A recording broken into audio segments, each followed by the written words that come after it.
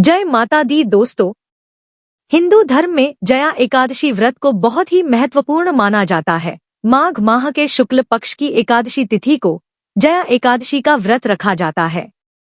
दोस्तों, जया एकादशी के दिन भगवान विष्णु का पूजन किया जाता है। इस दिन भगवान विष्णु की पूजा करने से व्यक्ति की समस्त मनोकामनाएं पूरी हो जाती है, साथ ही पुण्य की प्राप्ति होती है। इस दिन व्रत करने से जीवन के प्रत्येक क्षेत्र में विजय और सफलता मिलती है। यह व्रत अनेक यज्ञों के बराबर पुण्यफल प्रदान करता है, जिसे प्राप्त करके व्यक्ति सभी सुखों को भोगता हुआ अंत में विष्णु लोक को प्राप्त होता है। चलिए जानते हैं कि साल 2026 में जया एकादशी का व्रत कब रखा जाएगा। व्रत खोलने का सही समय क्या है, तो आपको बता दें। माघ माह के शुक्ल पक्ष की एकादशी तिथि की शुरुआत 28 जनवरी 2026 की शाम 4:35 पर होगी और एकादशी तिथि की समाप्ति 29 जनवरी 2026 की दोपहर 1:55 पर हो जाएगी। तो उदया तिथि के अनुसार जया एकादशी का व्रत 29 जनवरी 2026 दिन गुरुवार को रखा जाएगा।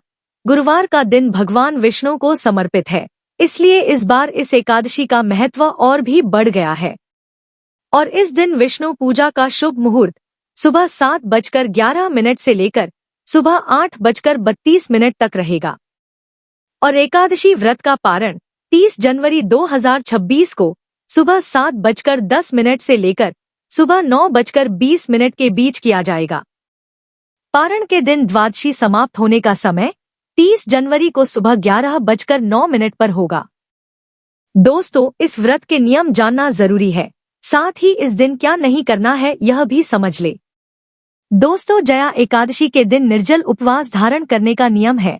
यदि आप निर्जला नहीं रख सकते तो आप जल पीकर या फिर फलाहार करके भी इस व्रत को कर सकते हैं।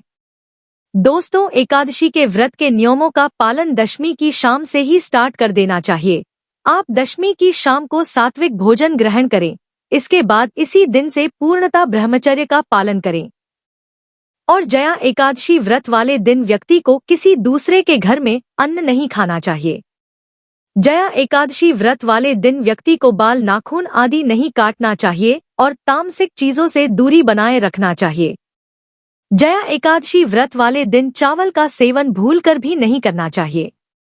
जया एकादशी वाले दिन प्रातः काल में उठकर स्नान ध्यान करने के बाद सूर्य देवता को अर्घ्य देना चाहिए। फिर श्री हरि का ध्यान करने के बाद जया एकादशी व्रत को विधि विधान से करने का संकल्प लेना चाहिए।